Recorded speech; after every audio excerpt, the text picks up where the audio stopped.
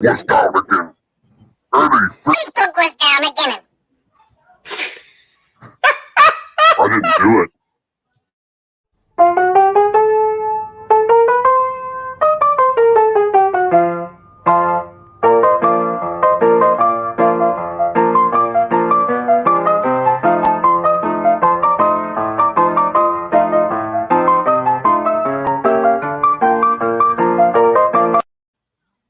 Oh yeah!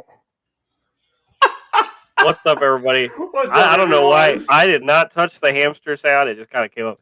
What's up, everybody, and welcome to another pretentious review at Jesus. Pretentious Pop Culture. Pop culture. This time,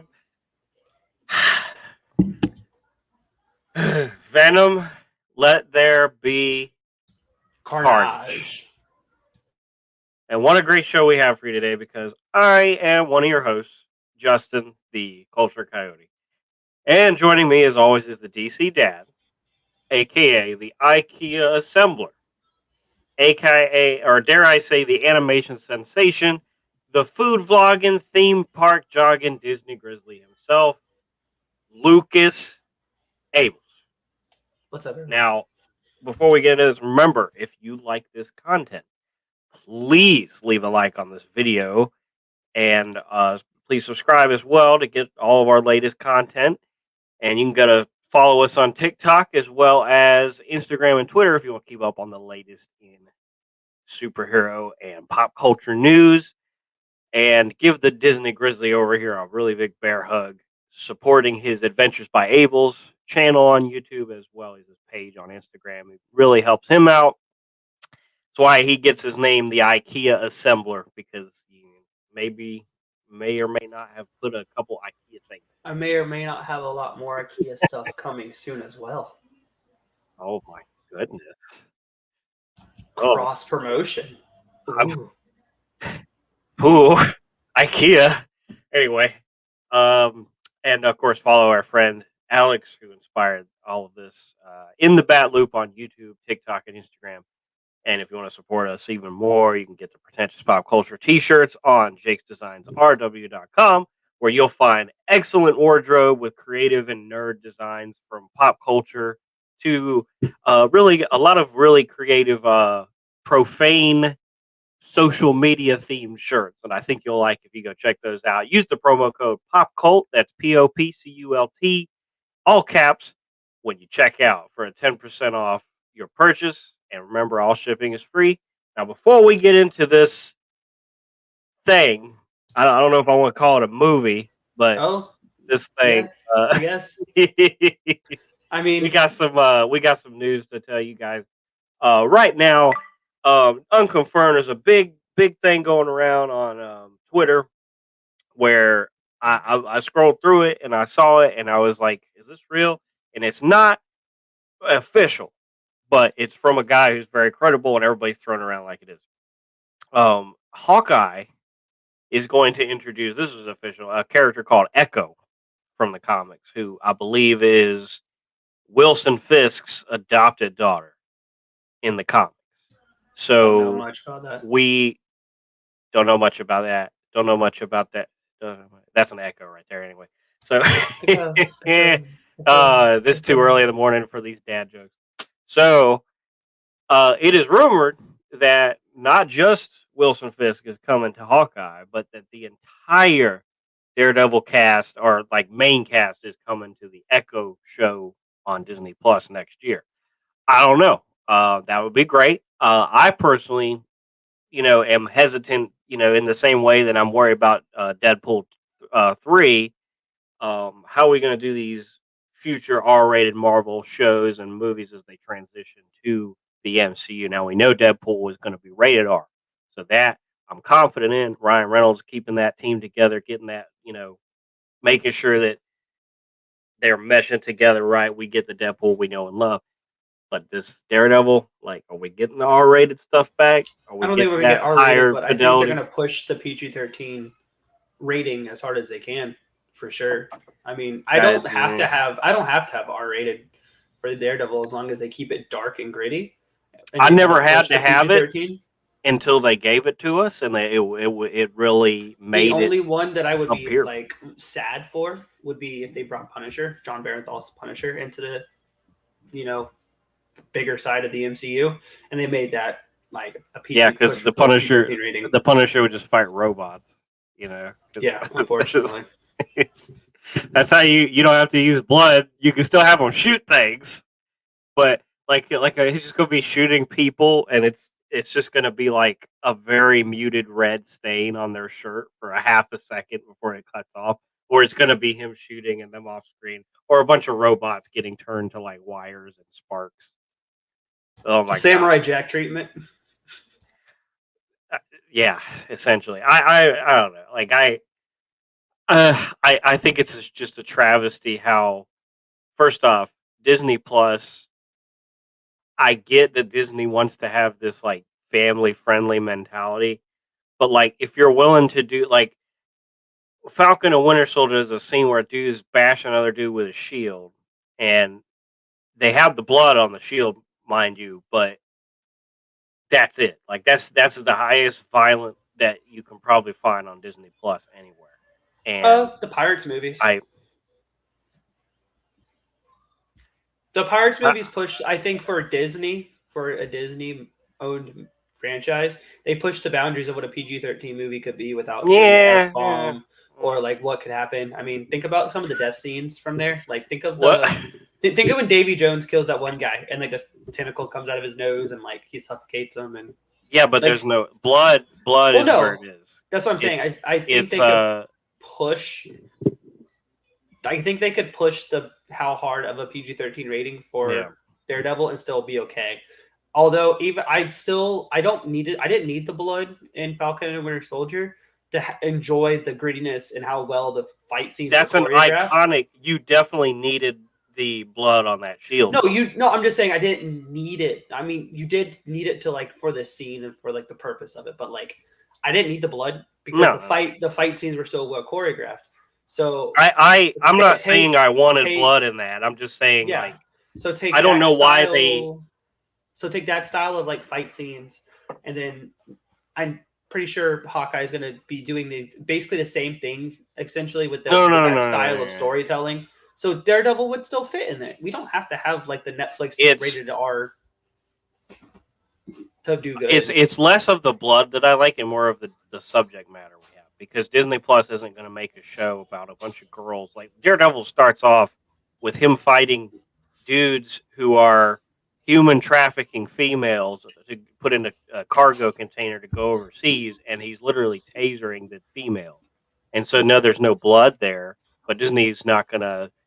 That's too dark for Disney. They hung a kid at World's End, Pirates of the Caribbean at World's End. They hung the kid.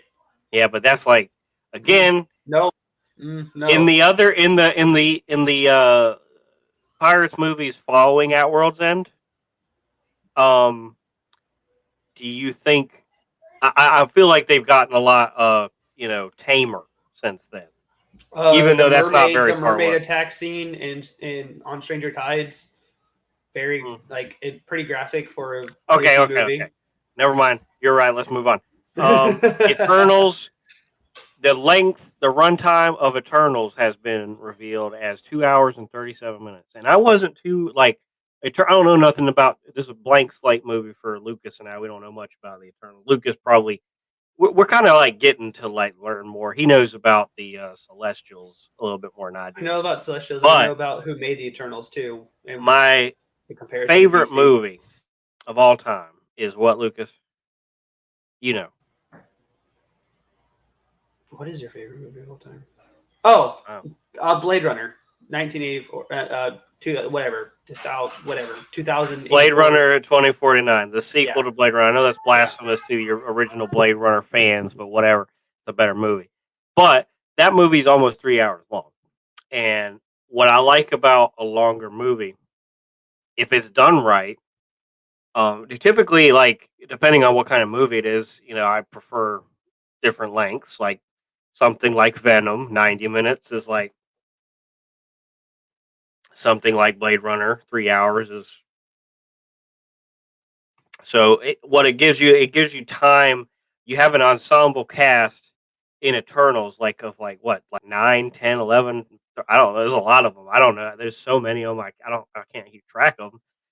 It's going to be hard to tell a good story with each of those characters getting a time to shine unless you make that movie really long. Plus, it's a sci-fi epic, so you're going to have 2.5 hours in the theater just chilling and engrossing yourself in this Marvel world. And we've never really had that since Endgame, which Endgame is by far like the best like feature film that you can watch, even if it is held up by all the other movies. It's not like the most fun time you're gonna have. Ragnarok's probably like the best time you're gonna have watching a movie because it's just a bunch of fun stuff happening. But as far as like a artsy film, Endgame is probably like the winner of that category. Would you say that Winter Soldier maybe? Winter Soldier is my favorite Marvel movie, so it's a little hard. Winter Soldier's a long one. Civil War Yeah. too. Those are like the three of the longer ones, but like Endgame is. And then It gives you that slower grind. Personally, between the Infinity Saga, which is Infinity War, and Endgame. I'm not talking about what's more fun to watch. I'm talking about No, I'm not. I'm not. I'm saying Infinity War is what you're talking about for Endgame for me. I didn't have that same feeling with Endgame as you just described. I had that feeling when I watched Infinity War. Infinity War is great, but it's a very, very fast-paced, quick movie, and it's not very long, so it doesn't really. The point I was trying to make is made null and void by what you just said. So let's move on. What else we got? On the report here, we got. So that's it for my list of news. But we did cover. If you want to head over to TikTok, you can watch our reactions to all There's so much stuff that came Netflix content on Tudum Day is what they called it, TUDUM, which is the sound that Netflix made. Which they, you think we're pretentious, that takes a whole level of pretentiousness to call your show Tudum when it's anyway. So it's a lot. Yeah, I mean, the highlight of that was for me. I know Lucas is Arcane with the League of Legends adaptation of it's so good. It's so looks really good, guys. But for me, go ahead. Keep going if you want to say more. I don't want to. Oh no, it's a very unique art style. I want to compare it to something else on Netflix right now in their catalog. Mitchell's vs. the Machines. It's very similar art styles. It's got he's one to talk about that. No, I'm not going to talk about the actual movie. I'm just saying like the art styles are very compared. Like it's kind of 2D-ish, but at the same time it's the 3D. It's very cel shaded. It's a beautiful art style. The voice casting sounds amazing. The characters look very well done from the video game. League of Legends has a huge extended lore, and the fact that we're finally getting in a TV show. I hope they use KDA in their music. And I hope they have like a KDA intro, like they've been doing those music videos, because like that's all I know about League of Legends, which I constantly mistake for Overwatch because I don't know anything about either of those. Lucas is just lucky I didn't mistake it for Fortnite.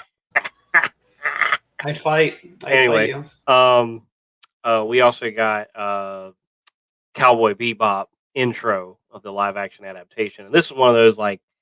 The internet, we all know, we all use the internet like every 2 minutes of our lives anymore. And it's become this cesspit of negativity. And let me tell you, all the people who are on the internet before Cowboy Bebop's even out, like just every comment section I find anywhere where there's Cowboy Bebop mentioned or Cowboy Bebop content anywhere, it's just like 9 out of 10 people going, this looks terrible. This is trash. They're ruining Cowboy Bebop. They're SJWs and all this other crap, and they ruined Death Note. They're going to ruin Cowboy Bebop. Nobody asked for this. It's just like, golly, what do you want from them? The intro is like a 1-to-1 recreation of the anime. They even use added stuff into it.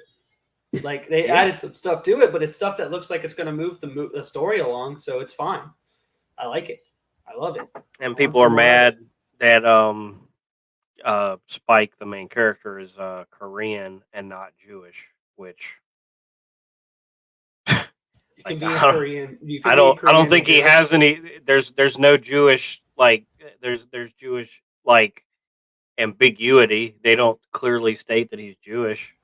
But you can be Korean and you can be Jewish at the same time. It doesn't matter. I mean, you can Jewish is tell a any religion. story you want with any character, unless that obviously you can't tell a story about like fighting white supremacists with a bunch of Asians playing the white supremacists, but like pretty much for the most part, you have free reign to tell whatever story.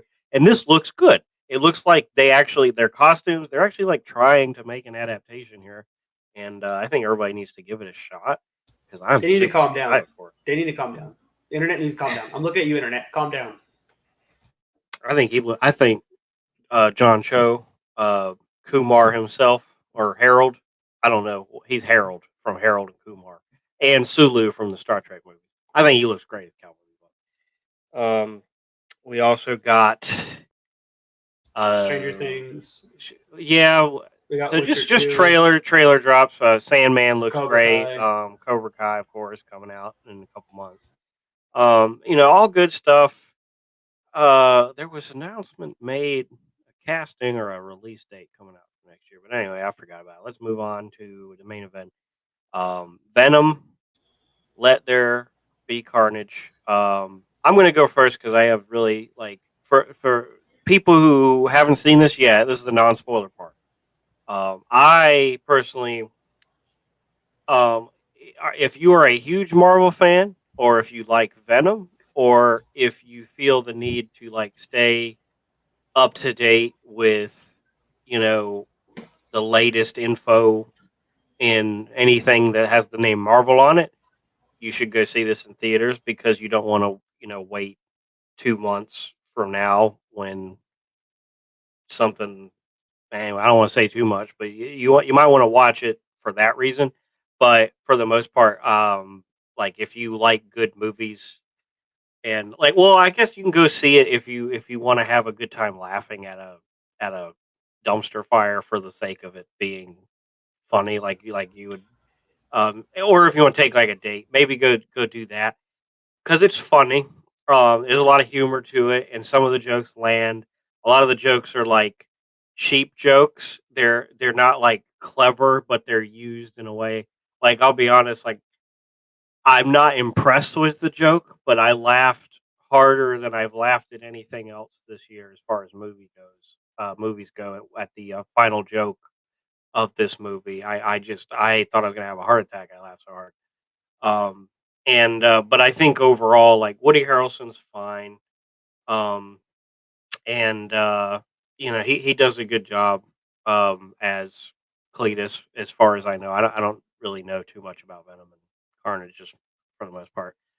Um, but yeah, I never really asked for Venom to have his own movies, and this one, it's like does the things that the first one did that I didn't like, and does those things better here in a way that makes it enjoyable but not good. And then but I will warn you that there's not a huge ton of action. There's like a couple action scenes towards the end, but for the most part, like moving through the movie, not really a whole lot of high octane thrilling action. But you also think it's not a whole lot of time either. So told a very well contained. In my opinion, they told a very well contained story for 90 minutes. Well, yeah. So in the 90 minutes, like it's contained. I will agree that it's contained, but I think this is a bad movie. I think it's like a very middle of the road. It's not a good movie, but it's entertaining. So if you're desperate, if you want something entertaining but not a good movie, go see it. Lucas, what did you think? I liked it better than the first one, but I liked it better because I had more accuracies that I knew about. I liked it. I liked it better than the first one too, by the way. And I also like how they, without spoiling anything, this is like when you watch movies, just think of them as different universes. Don't think of them as the characters that you know from the original source material. Think of them put them on like a multiversal platter, basically. Yeah, now that we have What If, everything's What If. No, exactly. So even before then, take if you didn't know already, take George Clooney's Batman, or take like Christopher Reeve's Superman. Take take all these other movies that you've done throughout, all these other superhero movies that we've done throughout history, all this other superhero medium throughout history, and just always think that there's this one main character or this one main universe, right? That's the prime universe within within a franchise, and to think of everything else as just part of a multiversal platter of stuff we can watch and enjoy and take. This franchise is one of those platters. It's not the comic book version of a character, but it's a version of the character that fits the need of what this franchise was trying to do. Yeah, if you're gonna have a Venom movie, you can't make it like about a bad guy, like because if you're gonna have Venom fight somebody, he's got to fight somebody that's opposing him. Exactly. And that's the thing that a lot of people got upset with, was because Spider-Man wasn't involved in these movies, correct? Now, granted, there's a whole, real life issue that was going on with the whole rights of Spider-Man, whether he can be here, whether he can be there, like sharing him like it was like a babysitter, like you know what I'm saying? So that's why we got the first movie the way it was. And I don't want to talk about the first movie, but I enjoyed the first movie for what they gave us, and the fact that they gave us like an anti-hero villain right off the rip instead of a villain. I was okay with it. I was 100% okay with it. The thing I wasn't okay with the first movie was Riot, and the villain he fought was Riot. I didn't like that he was the first villain he fought, but I accepted it, and that's it. That was probably my only beef with that movie. I will say to add to what I said, because this is one thing I did forget to point out that I did like, and we'll go into more detail later. Cinematography is great. Like it looks great. Like there's a lot of great shots. It like, as far as like if you turned it off, like the music or the sound, and just watched like the film, some really good, beautiful. There was cinematography. You pointed them out every time too. Yeah.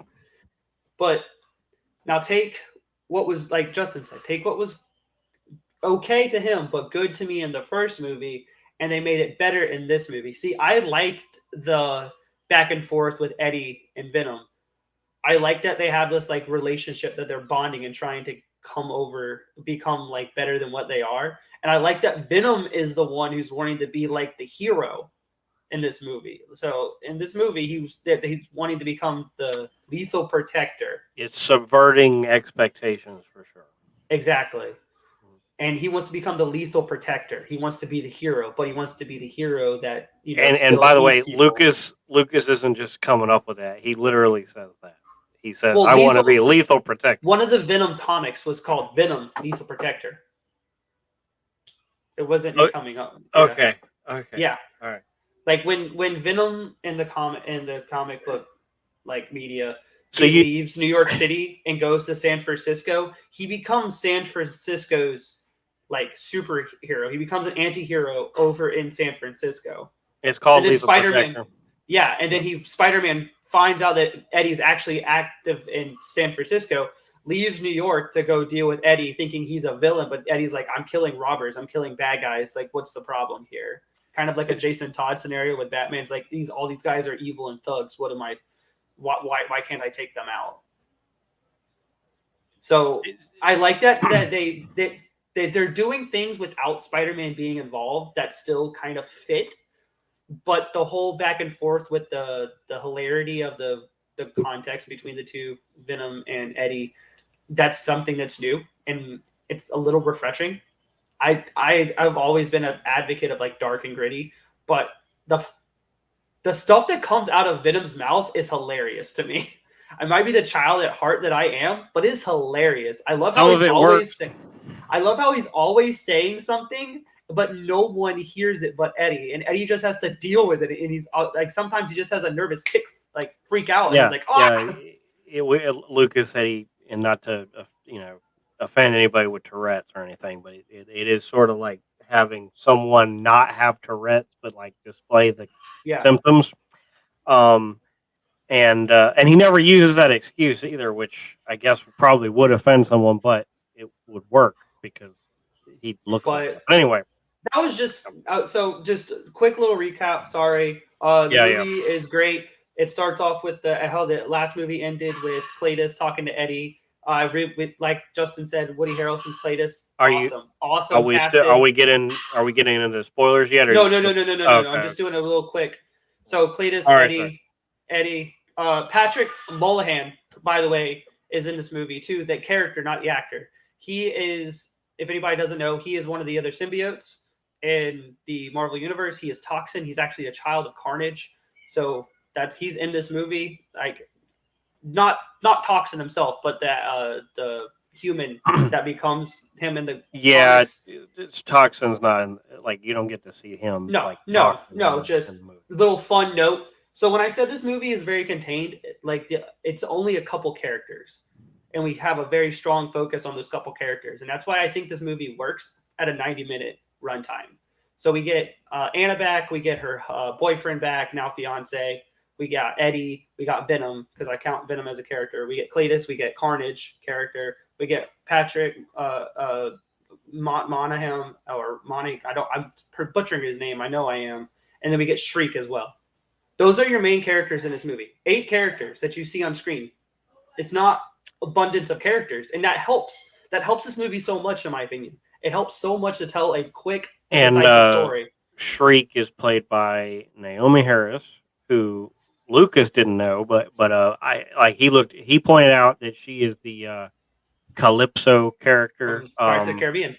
I think her name's Tia Dalma, right? Well, that's what they know her as, but she is Calypso, the Sea Witch. Yeah. But she's also in several of the James Bond movies with Daniel Craig as Moneypenny.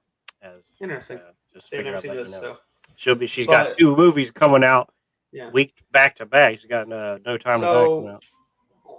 So Eddie and Venom, see Cletus, and then he's just trying to become friends with Eddie this whole movie. Cletus just wants to be a friend. You're in the non-spoiler part. You're recapping the movie. Yeah, I wasn't a spoiler. I mean, you could see it's like in the trailer. He goes, "I just want to be your friend." So he's like, he just wants to be his friend, right? So he just wants to be his friend. Cut to certain things. Eddie and them get into some scufflings, and then it just goes on and on and on and on. And then finally we get to see Carnage. Carnage looks awesome. Everyone sees Carnage in the trailer. You spoiled Carnage. How do they know Carnage is in the movie? It's not like it was called Let There Be Carnage or anything. I know, right? Carnage looks awesome. And then it goes into this. The only spoiler that I'll say right here, there's only one fight scene in the movie with Venom and Carnage. Granted, it's a lengthy scene. It's a good, probably 10-minute fight scene, 15-minute fight scene, but it's a long fight scene.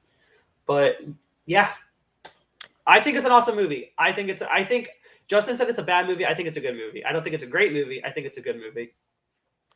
I also want to point out if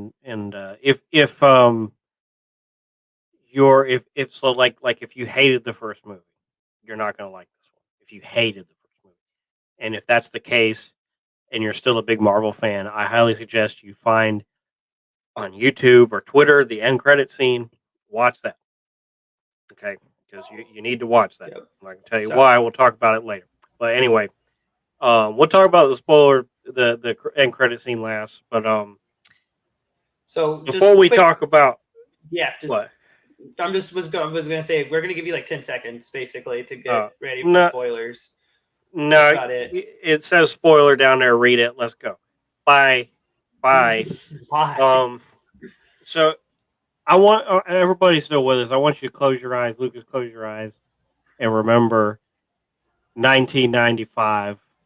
Jim Carrey, Tommy Lee Jones, joking back and forth, fat suits with nipples. Yep. And Arnold Schwarzenegger freezing people and making ice puns. All right. Okay. Now, then I want you to remember Woody Harrelson in a weird sports jacket that's flamboyant. I loved it. All right. You can open your eyes again, but I want to take you back to that's the kind of vibe we get from the villain. Now, is it as bad? I'm not going to say bad because those movies are fun, but Batman vs. Robin is a bad movie. That's not a good movie. That's not a fun movie. That's a bad movie. No. But at the same time, it's we're talking about 2021, and so if we're comparing, I'm comparing the villains, right? So the villains of um more of Forever, because Forever was a little bit more serious than Batman and Robin. Um, like the villains actually had something of a story arc. Uh, so Woody Harrelson kind of is like pulling from that a little bit, but also still being Woody Harrelson and not like Jim Carrey. So he's believable in the role to an extent, but it's also weird to see Cletus Cassidy, who I don't know much from the comics, as acting as a you know villain with like motivations. It's not like a complete psycho. Like he has competence. He has a mission and he has things he wants to accomplish, and he's not just like firing from the hip with his psychosis and violence. So it was very interesting to see that. Different But take. not Different what take I for wanted. sure. Carnage is supposed to be an agent of chaos. Cletus Cassidy is also supposed to be an agent of chaos. But I did, like I said, different universe, different story, different characters, just with the same names and different variances. And we're They gonna did good. recap this because it's They only good. 90 minutes. It'll be real easy to get through, and we can It's comment good. each thing It was because good. it's what It's the only reason why it's not. It's the only reason why I think he was like that though, because they've already stated from the first movie that the symbiotes and the humans can have conversations with each other. So Carnage was the more chaotic, full-on, chaos-driven character, while Cletus actually had a motive for doing what he was doing in the movie, at least. Mhm. Granted, when he was a little kid, he killed everybody, killed his whole family. He was a serial killer all his life, but we never got to see that on screen. We saw Cletus after he met Shriek in the asylum. We saw Cletus after he fell in love, and that's why his whole motives were in this movie. So it was interesting to see the two personalities of like Carnage and Cletus, but Woody Harrelson did a good job of showing Cletus Cassidy, in my opinion. Like I think Woody did an okay job. The thing that hindered this movie, so the PG-13 rating hindered Venom 1, but it was okay. Like I overlooked it. I was like, this would have been so much better if it was rated R, but he don't even get Venom for like almost an hour in that first movie. He don't even get Venom. Like he's not. Yeah. Anyway. But PG-13 rating was okay with it. Now this movie, it needed a rated R, hard for violence, showcasing Carnage. If anybody, just showcasing Carnage. I like when Venom eats a head or Venom kills somebody. You don't have to see it. It's okay for like the PG-13 pushing the rating as hard as you can go on a PG-13 rating for violence. But Carnage deserved an R rating when he like slices somebody in half, or he sticks his tongue down the man's throat and like kills him, or he like or he bites someone's head off, or he does something that Carnage does. He deserves a hard R rating, and I think that's where it pushes back a little bit and like brings it a little bit out of light for me, where it dropped my rating down when we get to ratings. But yeah, you didn't get to see Cletus or Carnage being Cletus or Carnage because they can't be bloody and destructive. I mean, you can be destructive, you could be a bunch of fire and a bunch of deaths in the silhouettes in the background, but you don't get to see what they can do or what they do. And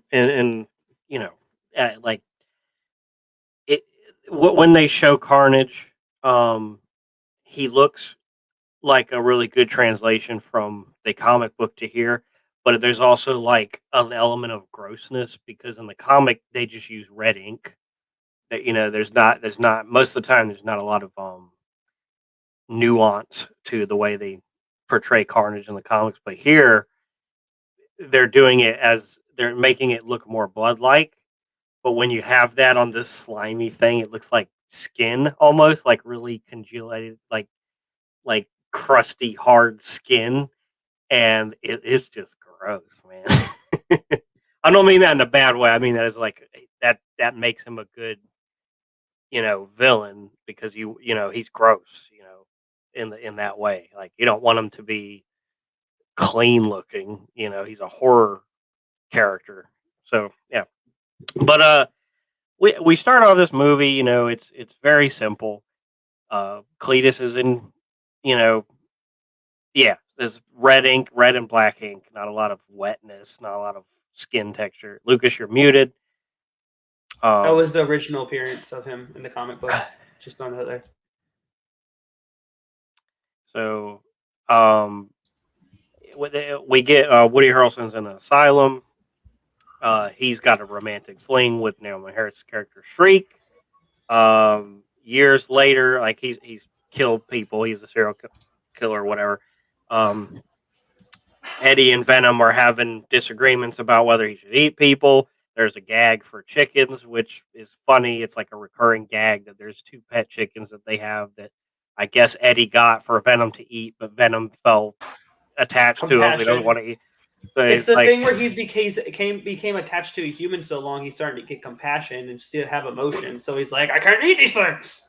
Yeah, and it's funny while you're watching it, but like I've had 5 days to kind of let this stew, and it's not an intelligent joke. Like it's okay. I'm not saying I could do better. I'm not trying to be that pretentious. If you think of Venom as a teenager or like a preteen, all the jokes hit the mark to me, and that's what I did the whole way through because he's a newer Clintar. He's a newer symbiote. He's not one of the older ones. He's one of the weaker ones. He's one of the smaller ones. So like his jokes and mindset make sense. Like think of how Carnage talked and think of how Riot talked, right? Now think of how Venom talks. I don't remember Riot saying like a couple words, just insulting. Exactly. Venom. He didn't have like some like childish jokes. Whereas Venom, he has childish jokes because he's like a younger part of the Clintar race.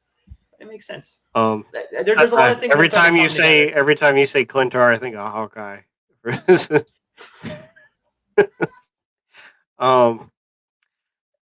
Anyway, so they're having like disagreements on, and Venom wants to be a crime fighter who eats bad guys, and Eddie doesn't. He wants to be a reporter, and he's for whatever reason back to the top of his game on reporting. However that happened from the last movie, I don't know. It makes no sense, but whatever.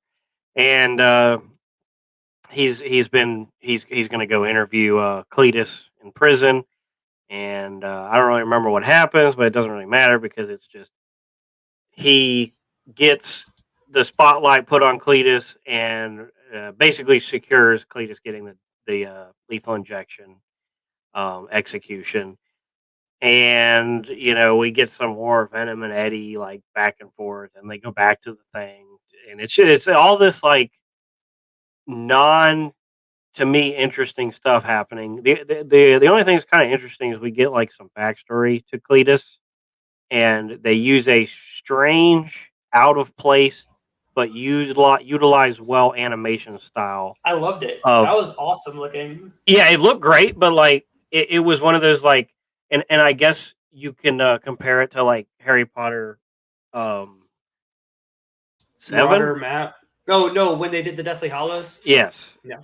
And because they hadn't used the animation style until that movie, and then they used it, but they were like reading from a book, and it kind of fit the style of the scene to like have a fairy tale be supposed used. To be from but Cletus's mind. Yeah, but this was not in Cletus's mind. This was at a diner, and just the audience being shown something, and it was like, oh, he killed this person, he killed family members. Well, wasn't it the letter he sent Eddie because he like was reading? Yeah, but it was so like, again, it's not like you, yeah, but it's not like you see it in his mind. It felt really weird and out of place. I liked it, but I just want to say like if you're telling a story, it just felt like it was thrown in there. I made a comparison to you about Harley Quinn from Birds of Prey and how she had this like aesthetic about her when you saw Harley Quinn doing something like the fight scene of her by her solo fight scene. Like you saw flowers and stuff, like her being like,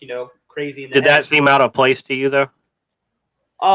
No, because it's James Gunn, so I expected something like that from the director. Well, also so it didn't seem out of place, but from the beginning of the movie, they used a lot of. Go ahead. If they used that graphic when they were when Cletus was either talking or showing him like talking to somebody from Cletus's point of view, that would have sold that graphic more. That's all. Well, and to the Suicide Squad, not just because it's James Gunn, but the tone of the movie starts with like artistic ways to show like chapters and stuff with text on the screen and everything. So the entire movie has this inventive, creative style to it. This movie's very traditional filmmaking until we get to that one scene. But anyway, I won't split hairs here. I just wanted to say like that's why the two are very different to me. And I liked that it was in here. Like I'm glad it was. I'm not telling them not to have it. I just want to say it's just different tones, and this movie has like several different tones. Not as bad as the first one, because we talk about the first one. Um, the jokes in the first one, like, so we go from like having a symbiote riot escape and murder people anywhere from the elderly to children. So it's super dark. Everything's been very realistic. Eddie has this relationship with his ex-girlfriend that makes zero sense in the first one. It makes even less sense here, but they make it funny. Like they use it as a joke. But none of the jokes hit, and then he finally gets Venom. Tone changes completely in the first one, and I mean it's fine, but here it's since he already has Venom, it both works for and against the movie in my opinion because the jokes are better because presumably they've been together for a while, so there's this like odd couple vibe that they're going for, but they also kind of rehash kind of the only character arc in the first movie that we got. They kind of redo it because the character arc is Venom and Eddie kind of have to work together and learn to deal with each other. And by the end of the first movie, they do, and they make an agreement to only eat bad people. This movie, the agreement that they made is null and void. Now they're not eating bad people, so they're just redoing the whole thing. Yeah, so to get somewhere to that between movie 1 and movie 2, Eddie was just like, I don't want to eat people anymore. You need to stop eating people. Like, just stop I people. don't think they ever ate anybody, like based on. And then there's this whole thing of like, no, they eat the guy at the end of the movie. That was like when he goes like a turd in the wind. Yeah, like that's the only. I think that's the only person he ate based on how they imply it. No, we don't know. We don't know. I'm just saying. I don't think. I don't know. Yeah. So, but you're on. So we were at. So Cletus. No, I'm trying to rush through it. Yeah, it's like. Oh, yeah. So Cletus gets Eddie to come back to him. Cletus fights Eddie. Cletus gets blood in his mouth. He's like, I've tasted blood before, Eddie, and that's not blood. Yeah, and the worst line of the whole movie, Eddie Brock has a secret. What? How do you know? What are you talking about? He has a secret. His blood tasted weird. He has a secret. And then he he pulls the blood off of him, right? And then he finds out the little symbiote piece. And then he eats it like a little crack feed and just goes, and I'm like, okay, cool, whatever, you do you. So then, yeah, and that's the thing too. And I'm not trying to like rush through it, or we can't comment on it because that's why we're doing a recap, so we can comment on each thing. The kind of psychosis that someone like Polka Dot Man would have, not Polka Dot Man, the Joker, I guess, would have. I don't know, someone really chaotic. Because Cletus at this point is not that chaotic. He is a sinister, calculating, aggressive guy who knows what he wants. He's not crazy. Like, he knows what he wants. He wants to get Shriek back. And the fact that he eats the thing makes sense for like the character of Cletus, but like I don't think Woody Harrelson did a good job portraying that he was in that place because he's not that chaotic. He's just a little aggressively angry and psychotic, but he's not like Agent of Chaos. Yeah, so his Joker would have done that, but like him, it's kind of jarring to see him do that. It's like, oh, okay, like, but anyway, moving on. Then one of the coolest scenes happens later. It's the execution scene, like. Eddie's not Eddie. Oh, I hate watching those. They're so unsettling. Ugh. They're unsettling, but then you're watching Cletus get put under, and then all of a sudden you see the blood. Lethal injection, yeah. You see it push it out, and I'm like, and all the people, all the like family members of Cletus are watching him as he's transforming into Carnage for the first time. And so as soon as he hits that Carnage, they're all done. They're all toast. And it's like he get to gather all and have, so he doesn't even have to hunt anybody down. He just got to immediately. That's And the then first thing he did. I looked at Justin at the end. I looked at you at the end of this movie, and I said they set the tone really well for a horror setup when they reveal Carnage, right? So when the Lucas, smoke can is you clearing out, move your phone away from the mic? Sorry, I should have private chatted that. So the Vibrating. smoke's clearing, and you see two hands like grip on the outside of That was this metal cool. chamber, and you see like him jut out. That's like Jurassic Park 1 horror level. It's that's cool. Like I wonder. That's like Fallen Kingdom, even though Fallen Kingdom was a terrible movie. That's like the opening of Fallen Kingdom, like such like missed opportunities, for like a horror themed like story. Fallen Kingdom doesn't exist. Anyway, I wonder if he did that because he wanted to convey that, or if he was trying to save money because it's cheaper to have the smoke on the screen than because we don't get to see Cletus turn into Carnage until late. Like later, we get the same kind of switcheroo that Eddie and Venom have, but we don't get to see like in the comics. The Carnage I read, like it gets into his bloodstream and his whole like arm starts like just it looks like it could have been really cool Cletus to see. Is down to the molecular level, so yeah, it could have been cool to see, but at the same time, if it was a creative choice, bravo, it worked. I liked the because it is especially in IMAX because you get this center frame hands or tendrils coming out of the door frame with smoke in the way, and so it's this really cool classic alien sci-fi reveal. But at the same time, we didn't get that awesome transformation scene till later, and then comes the Carnage rampage throughout Ravencroft. What was it? Ravencroft at that point? Yeah. Okay, so he's inside Ravencroft, and also Shriek is referred to as having a mutation, so maybe a mutant.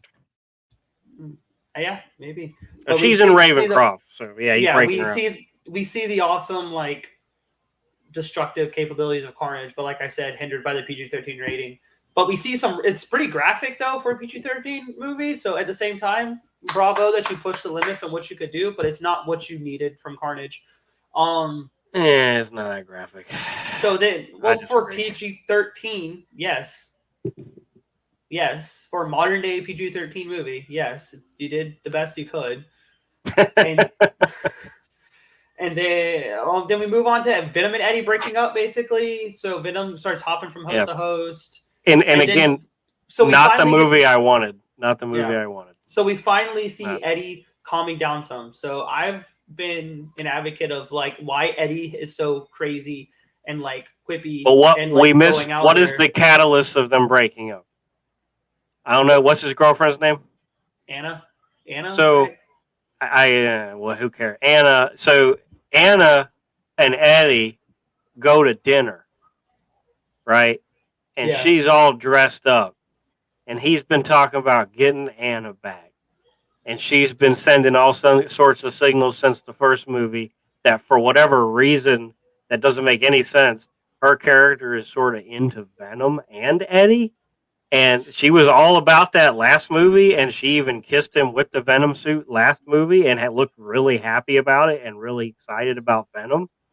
And she thinks that Venom is gone, but she knows, and she sits down with Eddie at dinner looking all great as if he's sending mixed signals, and they even portray it as the director intended to think that she's going to get back together with him, but instead reveals that she is engaged.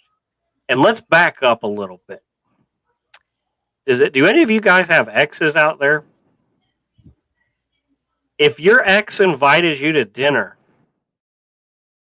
months and months later to sit down so she could just her and you, just you and her, so she could show you an engagement ring, wouldn't that do people do that? People don't do that. That's not how. That's some movie. That's not what happens in real life. Why is her character in this movie?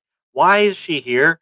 Why wasn't she gone after the first 5 minutes of the first movie? What is she here to do? Nothing. Cause turmoil to my boy Eddie and Venom. She's there. You know why she's here? To be a damsel in distress later on. To have there be some kind of hit us with that Gwen Stacy moment. Yeah, but and again, it's like this is the worst. Like, it's funny to watch all of this, and I laugh at it, and I enjoy it, and I think that they know that this is nonsense, but that's just stupid. That why would you go to your ex to be like, I'm getting engaged? So anyway, moving on. That's what, and that pushes Eddie into depression. Yep. Obviously, that'd be like, bro, you gonna anyway. Yeah. Eddie, Venom break up. Venom goes to a rave club. Venom goes to like a rave club. Yeah, we get to see Venom wear some glow sticks and then have a really awkward conversation. That whole thing is weird, but at the same time, we start to see Eddie acting kind of normal-ish. Because I think the reason why Eddie is so out there 90% of the time is because Venom's attached to him.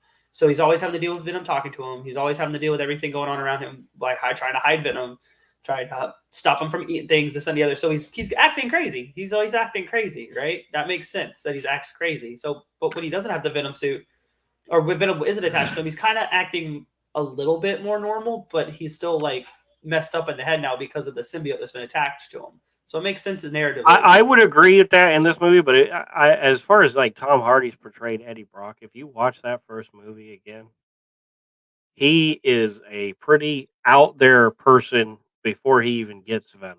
As far as the decisions he's making, the way he speaks, the way he talks. So yeah, he's a weird person. Definitely weird, but he's more extravagant once he gets the suit. What does he say? He says like a line to Mrs. Chen at one point, and he like delivers it so weirdly. He's like, "Oh, you're a liar," or something like that. Yeah, I remember that one. And I was just like, "What the hell are you doing, Tom Hardy? Like, what are you doing?" So they start to hear that stuff's going on with Carnage and Cletus, and Venom comes back to him. So Anna gets taken because plot device. And then they're like, "Hey, Venom." Before that, though, when Cletus is breaking out, he makes a pit stop to get a new wardrobe. He looks like not green, but he's wearing the same kind of getup that you would expect like a Riddler or someone to wear. Like this flamboyant sports coat. It's like gold. It worked though. It was red. It was red? It was a Hawaiian shirt, red Hawaiian shirt underneath a sports coat. A gold sports coat, though, wasn't it? No, it was black. Orange or gold? It was black. Well, orange is the new black. That's a weird, obscure reference. So anyway, he's got this style to him, and it's like you didn't expect to see Cletus Cassidy after Carnage took over to like be Cletus in charge doing Cletus things, and he goes and gets, what does he get after the wardrobe? Crap. What is he the car? Oh yeah. Because of Shriek. Because this whole thing is about Shriek and him. That's the thing. Is like this isn't normal Cletus. This is Cletus that's in love and wants Shriek. That's that, and then Carnage is actual Carnage, the character Carnage. He's like Cletus and Carnage is one character.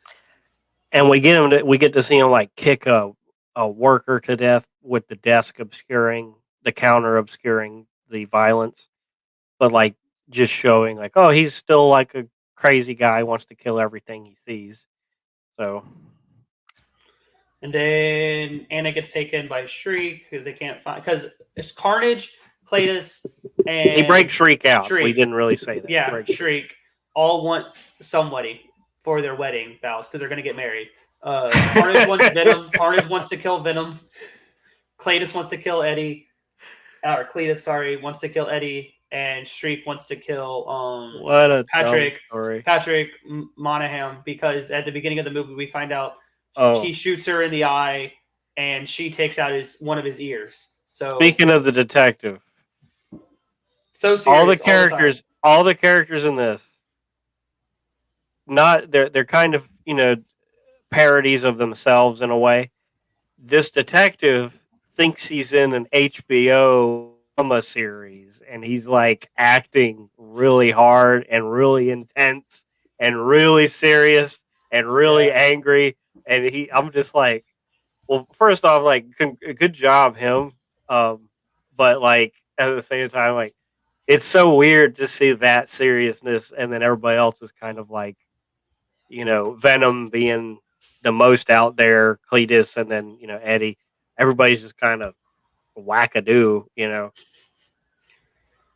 So then they get Patrick, the detective. They get him, but they don't get Eddie or Venom because they're both separated from each other. But then Shriek decides to take Anna as bait instead to bring Eddie. And then Eddie was like, "Hey, they have Venom. They have Anna." And Anna Venom's like, "I love Anna. I need to get Anna back." Essentially, so they come together, and then they That was good. That's a storm good the. Venom. That's good. So then they storm the cathedral where they're at, and then Carnage appears to Venom finally as Carnage. And then when we get like a really good line that was also in the trailer, he was just like, "Oh crap! That's a red one. We gotta run." And he's like, "There's no running right now. I need help. I need help me right now." He's like, "No." Well, we get a little more. We get more than we got in the trailer because he's like, Anna's. Oh, I never liked her too much, anyways. Like he's like. He fully like- backpedals out of everything. He's like, I don't need to save Anna. Like, she's not really into us anyway. And then Austin, you get another really good line where Eddie just goes, "I will let you eat everyone." And Venom's like, "Okay." And then Kool-Aid Man's his way on top of Eddie and then goes after Carnage. Kool-Aid Man's his way. Like, does he smash through a wall and say? He doesn't say, "Oh yeah," in this cut. Okay. He does in the trailer. Anyway, then a fight scene breaks out. Really, they're in a fight church, scene. by the way. They're in a church because of the wedding. Really? So there's bells. So you got bells, and remember, symbiotes, they need chocolate and brains, and they hate sound. So bells and shriek. Yeah. You got and then two obvious. A little bit earlier in the breakout scene with Shriek, she like yells at a helicopter, and Carnage goes all. She yells at a helicopter. Ah, you suck, helicopter. And then Carnage just goes, "Don't ever let that woman do that again." And Cletus is like, "Don't talk to me that way." And Carnage is like, "Don't ever let that woman do that again." And I'm like, okay, so they have like a really bad relationship. So it's like, oh, Carnage speaks, but like, he doesn't really say much. He's angry all the time. Well, and then it's got like 4 lines. So then Venom comes at him, and then Shriek does it again instinctively because that's her way of like defending herself and like fighting. And then Carnage is just like, "Yeah, I've told you once, I've told you twice, never do it again." And he like grabs her and throws her. And then that's when Cletus and him starts going, "No, blah, don't fight, blah, blah, blah." And then finally Carnage like takes over, starts beating up Venom. Venom like almost loses. And then Carnage takes Anna to the top of the roof. Venom takes a pole up there, goes like King Kong on him. Like, I don't know how to describe this movie other than just action scene. Action scene ensues. Yeah. They, of course, because this symbiote movie, sound is used just like the first movie. Sound was used, and that's kind of how what's his name? Carnage gets disadvantaged by the use of sound, and that's how, again, Eddie is able to beat Cletus, because not only that, but Cletus and Carnage, it wasn't set up. They're not. But there's a moment where they have a simple disagreement, and Eddie's like, "Dude, they're not symbiotic," which again was not the conflict was alluded to very, very, very, very slightly, but not really telegraphed.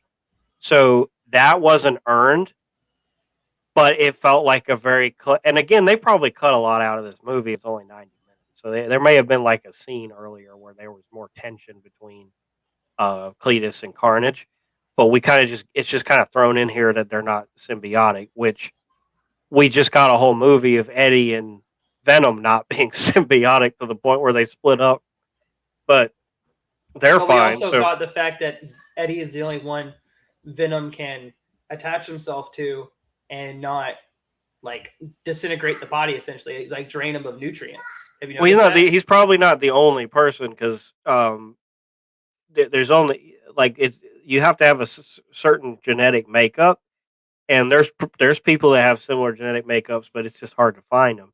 So the idea, and again, the melding of Carnage and Cletus does not to the viewer because he's like bits his he's ate him. We're like there's no setup there. It looks like it's a different version of a symbiote. So that the traditional rules, we don't know if they apply or not, and so they just kind of throw in that, oh yeah, those traditional rules apply, but they don't really explain how Carnage comes to be. They just show it, and we don't really know what the rules are because, as far as we know, the only rules of symbiotes are chocolate and brains and Chocolate sound. brains and sound and fire. Sound bad, sound and fire bad, brains and chocolate good. So anyway. And then the fight ensues. Venom wins, drops the best use of a one-shot F word. Loved it. Kills Cletus. Not clever at all, but just used in such a perfect way that I about swallowed my esophagus laughing. Me and you both, man. He eats the Carnage symbiote, and then he eats the head of Cletus Cassidy, and Cletus dies. But he says, but before he eats Cletus, there's like a little conversation, and Venom just like gets impatient and goes, F this guy, and just eats him. And I just Giddy Squirrel Girl laughed. I'm ashamed. I'm ashamed that I laughed at that. I still laugh thinking about it. So that's the movie, and we get a little bit of the detective having glowy eyes, which could lead to something later on. We don't know. What's his name? Patrick Mullet. No, the symbiote or whatever. Toxin. But I don't know where he would get infected by a symbiote at that point. I mean, it is Carnage's kid, so maybe when he was holding on to him, a piece of the symbiote got inside of him. And Carnage says something about father. I want to kill my father. Yeah, because Venom's his father. Yeah. In case you didn't know, that's his son. But like, and then that is, I kind of feel, I kind of jive with Carnage because like, if my dad immediately took off like that, yeah, I'd be a little upset. So then at the end of the movie, we see Venom and Eddie talking on a beach somewhere. They've left San Francisco. They're somewhere now. And Eddie seems to be more at peace. End credit scene. We're not in the end credit scene yet. We're right at the very end of the movie. So they're on the beach. They're talking, and like it's probably the best dialogue between the two characters because it's not like just funniness. It's Eddie just realizing like, hey, like I know this is what we have to do as a symbiotic relationship. Like I know what you need for nourishment, and I know what I need to do. I know I need to come to terms with that. So yeah, let's become what you've been asking to become all this time, the lethal protector. And he's acting not crazy talking, and Venom's acting not like a child either. They're very like cohesive feeling at the end of the movie. Symbiotic. And that's the progression of the movie. Even though it's 90 minutes, the progression of the first movie to this. That Cletus Cassidy, sure enough, looks at the camera, almost looks at the camera and says, "Let there be carnage." And it's like, he said the thing. He said the thing. And he also said it earlier. He's like, when I break out of here, there's going to be carnage. And then he said something about the origin of always talking, when he was writing the note, he was talking about every person has an origin story and smacks the table and there's a spider underneath it. Oh my God. Yeah. What the hell was that? What the hell was that, Lucas? Lucas! Why did he do the spider? The last couple minutes of the movie, though, I really like because I want that Eddie and I want that Venom. I want that, like, I still want the jokes between the two because that's what they've built up so far. So you're saying the threshold of story arc that they reach, you don't want them to backpedal on like they did with this movie? Yeah, I don't want them to backpedal now. I want them to keep what we saw at the end of the movie because they seem to understand each other now. But I still because they didn't at the end of the first movie. I would still like it if Venom like belittled him every now and then because that's what it seems like Venom is. He's like the evil Jiminy Cricket inside of his head. Like I still want that, The but I evil still want Jiminy Cricket. I like that. but I still want the relationship and the symbiotic relationship, like I said, that they built up. So let's go to no more Anne, please. No more Anne. No more. No more Anne. Like, what the hell? And we are going on to the post-credit scene. Let me just describe. Let me just. So Eddie and Venom watching TV at the same resort on the bed. Venom's like, I can show you some rundown place, not a resort. No, that wasn't a resort. That's some rundown place. Well, it was their last resort. Yeah. Anyway, sorry. Just he wants you to know they're not rich. Anyway, moving on. Anyway. How much money do reporters make? I don't know.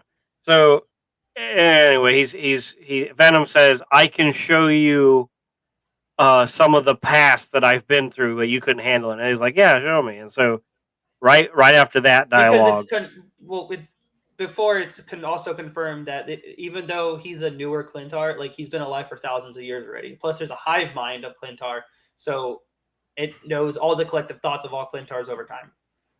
You can stop. You can stop. So he says that right as he says that, you see some weird ripple effect through the world, and then the TV changes, and you hear J.K. Simmons' legendary J. Jonah Jameson voice. Same dialogue we've seen multiple times from the end of Far From Home and the No Way Home trailer of Tom Holland Spider-Man in the MCU being revealed as Peter Parker.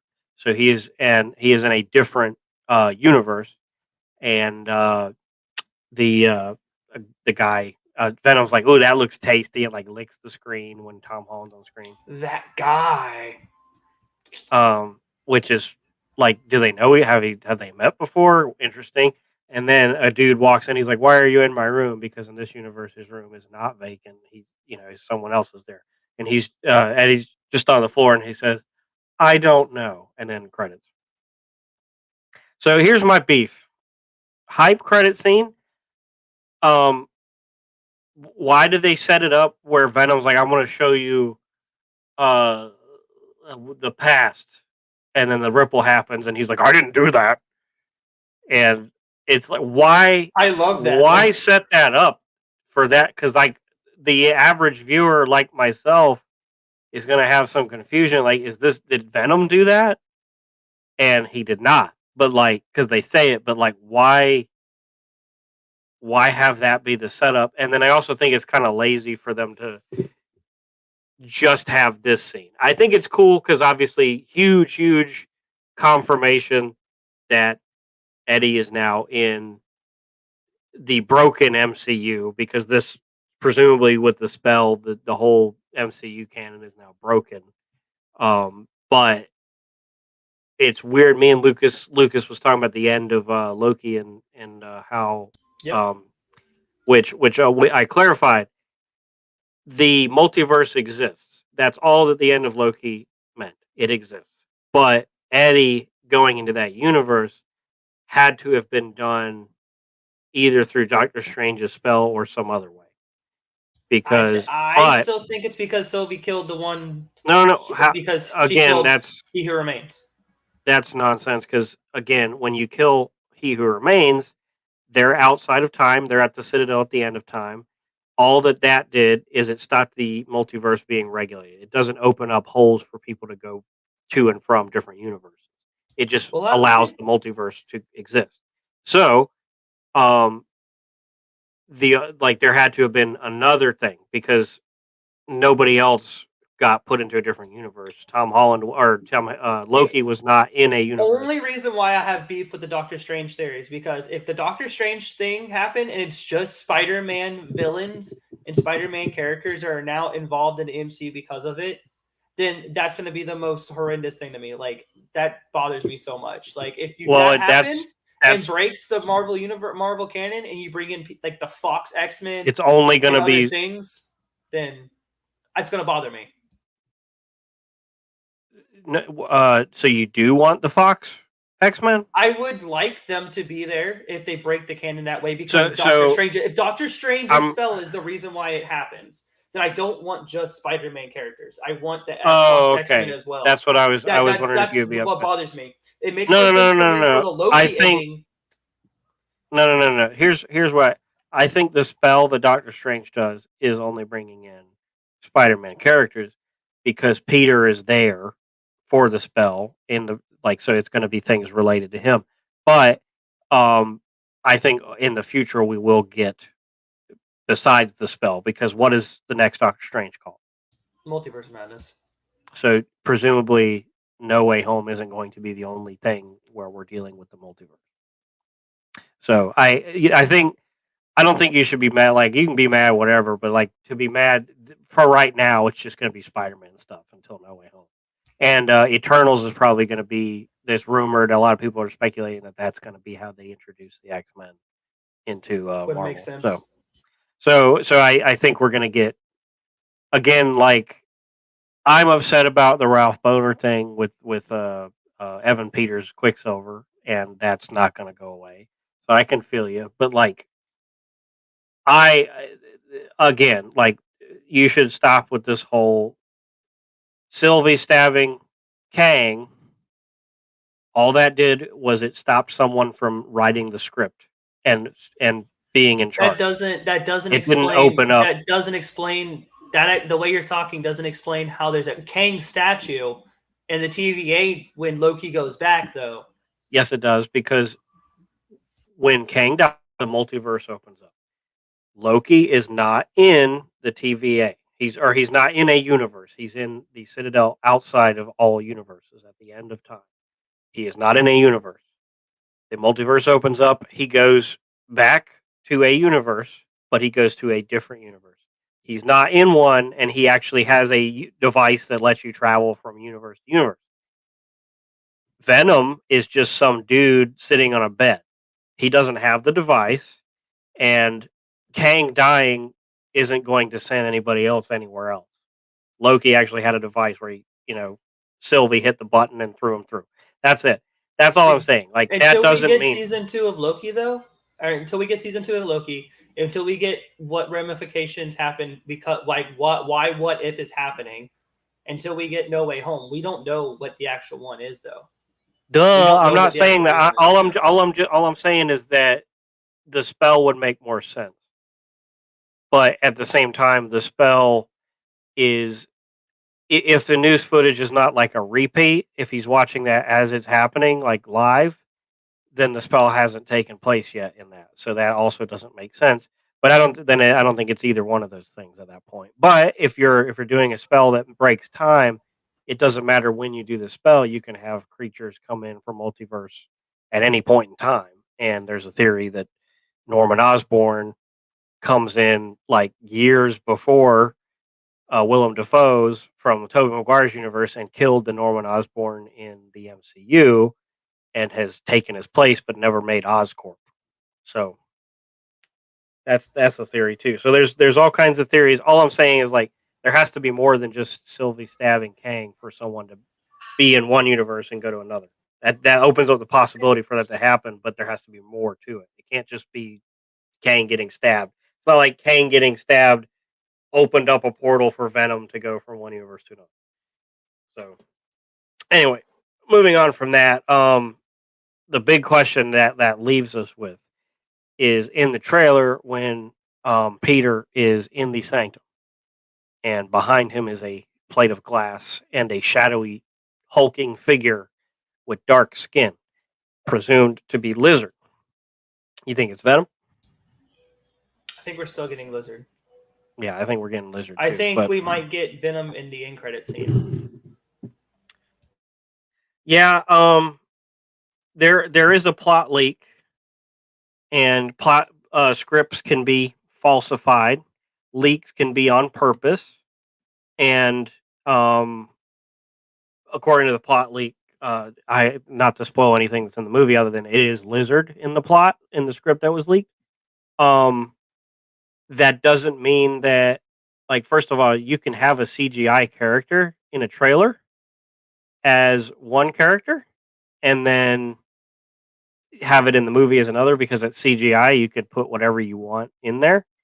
So there is a very big possibility this could be Venom in No Way Home. But it seems like they're keeping tied to the original Sinister Six, just minus Craven and add Goblin.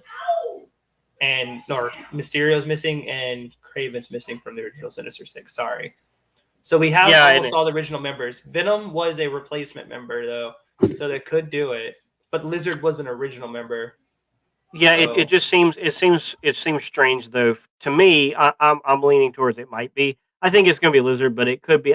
There's a big possibility for Venom because the whole end credit scene was weird to begin with, but they showed the beginning to No Way Home at the end of Venom, so it would make sense for you to show the beginning of a movie that's coming out a couple months away. In the same way that you show the beginning of Thor in Iron Man 2 with the hammer being in the desert, for then that character to transition into the next. So it would be weird to have Venom see the beginning of No Way Home and then not appear until 3 years down the road. I think he's going to be in the end credits. If I wouldn't, because we're not getting. I think we're going to get him in the end credit scene. Fine, yeah. I mean, or maybe a mention of someone that has Spider-Man-esque powers in another place now. Maybe there's going to be a mention about something, but I don't think we're going to get him in the Sinister Six. Yeah, I think that's more likely. I think you're right. It just feels weird for them to have No Way Home. Especially since this Venom is marketed as the Lethal Protector Venom, whereas he's not the enemy of Spider-Man. So I think it's going to be more of he's going to team up with Spider-Man, and Tom Holland Spider-Man might do like you can't be eating people, and then Eddie's maybe face pops out. He's like, I'm trying to keep telling him this, and Venom's like, no, eat the brains. Yeah, I really don't want, to be honest, I don't want Venom to be in the Sinister Six in this, because you already have a movie where we have to give time to Doctor Strange. We have to give time, of course, to Peter, like Tom Holland Peter. We have to give time to Aunt May, Happy Hogan, MJ, Ned, and then we also have to give time to Norman Osborn, Otto Octavius, and all these other villains coming in, and then Tobey Maguire and Andrew Garfield if they're in the movie. We really don't need the biggest star this year and is connected to Spider-Man taking up screen time. So Lizard, you could literally be the Lizard the entire time and it wouldn't ruin the movie because he wasn't that developed of a character. We don't need emotional scenes with the Lizard. They've done it before with giant casts of characters in Infinity War and Endgame, and Civil War, where we've gotten really good time with all the characters. So anyway, that's kind of where I'm at. I don't want that. So back to the movie as a whole. I'll go first. As far as my final thoughts, because what I liked about the movie, again, cinematography is great. If you muted this movie and put it on some B-roll, you're going to get some beautiful shots of San Francisco. You're going to get some really, really cool shots of Eddie riding on a motorcycle through the streets. You get some shots of the church fight scene. Looks great. The fights look better than the original, where the original kind of turned into Looney Tunes, dust fest. And this fight, you actually get to see how the powers are used. There's still a bit of a what's going on, who's fighting who kind of at moments because it's all fast. But the fights are better. There's not a lot of fights. There's really not a lot of action in the first one either. So if you're going, this isn't a action heavy movie. It's a more on the bromance tension between Eddie and Venom in this movie. It's not the movie. Comedy. It's a comedy.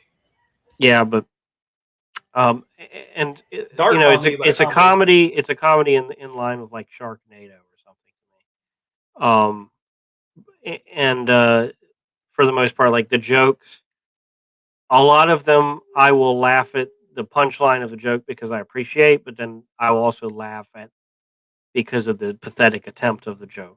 And it's entertaining to me either way. So this is a very entertaining movie. But as far as writing goes, plot goes, like how they get from point A to point B, them rehashing the same kind of character arc that we got in the first movie. Sure, it can make sense, but it's not fun to watch. Like, it's not the elevation I wanted from the first movie. Yeah. So since talking about the jokes, though, it makes sense for this Venom to be in the MCU now because of how like quippy and jokey and like funny the MCU movies are. Like it makes sense that this is the version of Venom we're getting in the MCU. I disagree with. I don't think these jokes are the same kind of jokes we get in the MCU. The jokes we get in the MCU is usually like one-liners and kind of sitcom humor. This is not really that to me. This is something else. This is more on the lines of Deadpool. For me. I think like some of the writing is just really bad. We thank goodness we don't get like another lobster scene from the first one where he climbs into. Like that was just dumb. This one we kind of get that with Venom going to the rave where it's just so cringe. Like he actually like starts talking to people and he's like, "Hey, they're like nice costume," and I'm just like, nobody's gonna think that's a costume. Like people on Molly would. So if they were on Molly, they wouldn't have reacted to it. Anyways, I just didn't like it. I didn't like how he went up on stage and is like, me and Eddie don't get along. And it's like, what? And some of the jokes don't work. Anna's relationship with Eddie and Venom doesn't make sense. There's a lot of horniness towards the symbiotes that just is weird to me. Especially with Anna, like I don't know if she's faking because she like has to like pretend to be horny about Venom being the hot one and stuff. And then Naomi Harris Shriek's response to seeing Carnage the first time is that's so hot. And I'm just like, what are you implying here with this tendrils coming out? Hentai. Yeah, I made they anyway, and so I this movie is fine. It's I was a little hyper on my score coming out of the theater immediately because I did remember having a good time with it. But like, I'm not gonna give I'm gonna give this a score it deserves because like we need better content. Like I'm looking forward to Morbius. I think Morbius looks like a much more competent movie. I don't know about Craven. I don't really care for Craven that much to be honest. Like he's okay, but I never really read too much of Craven. But like Jared Leto looks great. I'm not a big fan of Aaron Taylor Johnson, to be honest. I hated him as Quicksilver, and I don't know if he'll pull Craven out. But anyways, it's like it's hard to like say like this is trash because it's very fun to watch. But I will give it a 5. I was gonna give it a 6 after having seen it, but I did some thinking over the weekend. I'm like, I don't want to rate this as a competent movie. It doesn't tell a good story. It doesn't set up anything that it pays off very well. It is only 90 minutes, which is good. And even if it had a little bit longer to be able to do those things, it maybe could have, but it wouldn't have been a better movie for it. And that's okay. Not every movie has to be a solid, outing to be enjoyable. But for my future superhero and comic book movies, I want something better than this and better than the first Venom. And I think this is better than some of the I'm not a big fan. Like looking back, Tobey Maguire movies are very cringe, and for the time they were great. I think this is better than at least one of those 3 Spider-Man movies. There's not 3 of those movies. What? I think okay, Mr. Jurassic Fallen Kingdom. And I think this is better than Jurassic Fallen Spider-Man 3. The first Suicide Squad movie.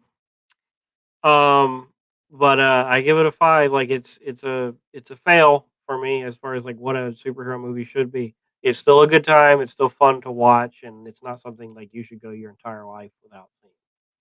And that's all I have to do. It's like a 7 out of 10 for me. I still kept it. It was a good movie to me. I like how it was a very contained story. 90 minutes. I'm sorry about that in the background, guys. But it's a very contained story. 90 minutes was very well timing. Like how it only. That's my daughter, and I'm very sorry, everyone. We ran a little longer than we Yeah. expected to, so we're running into our lunchtime. But 7 out of 10 for me. Things I didn't like was a couple of the jokes. I didn't like how they wasn't rated R. The things I did like, I like the fight scenes. I like the animation. I like the relationship with Eddie and Venom a lot more than I expected to. I like how it actually has an arc between the two movies. I like where it looks like it's going in the direction. I don't know, man. I feel like I saw a different movie than you. Doesn't have an arc. Anyway, I'm not trying to. My gestures are my reaction. You don't have to defend your position. It's your. But anyways, long story short, I like the movie. I recommend go see it just for the post-credit scene. Like, see part of it to understand the character of Venom, so you know what's happening going into the movies that he's going to be in after these movies. Like, you need to see the 2 movies. You need to see Venom and Venom 2 just to understand Eddie as a character. Do you really? Do you think they're going to come back to this universe? I don't know. I don't think that they're going to come back to the universe, but at least to understand Eddie as the character, like who he is and why his. You don't think they'll dramatically change him now that he's in the MCU and he's going to have better? I hope not. I hope not. I hope not. I hope he stays the same. I am wondering because they did introduce Toxin, so I think maybe either Toxin's coming over here or we're going back over there at some point. But for now, either way, this is now an MCU movie, and retroactively, the first Venom is by proxy an MCU movie, and going forward, everything you can think of is potentially an MCU movie. So if it has a Marvel logo before the movie starts, yes, even Elektra and Fantastic Four. So that means Into the Spider-Verse could be an MCU movie. Yeah. Part of the what if storyline. But yeah. No, I really think that you at least need to watch these movies at least once to get a grasp on this character of Eddie Brock for this franchise and who he's going to be moving forward. I say wait and see and watch the end credit scene on YouTube. Different opinions. That's why we're here. Yeah. All right, guys. So that was good. That was a good little run today. Anyways, I failed the opening though. Man, we had like the greatest. We had the greatest one, and my audio decided to screw up. Decided to take a nosedive. Yeah. All right, guys. So, anyways, this has been Pretentious Pop Culture. And you can find us. We'll probably be back on Thursday with What If season finale, and we'll talk about it as a whole. Actually, again, last week's and this week's episode. And we'll have to at that point at the end of next episode we will rank, including this Phase 4 of Marvel, the MCU so far, and I think it's pretty apparent where everything will be, but who knows what this What If finale will do. Until then, thanks a lot, guys. All right. Later.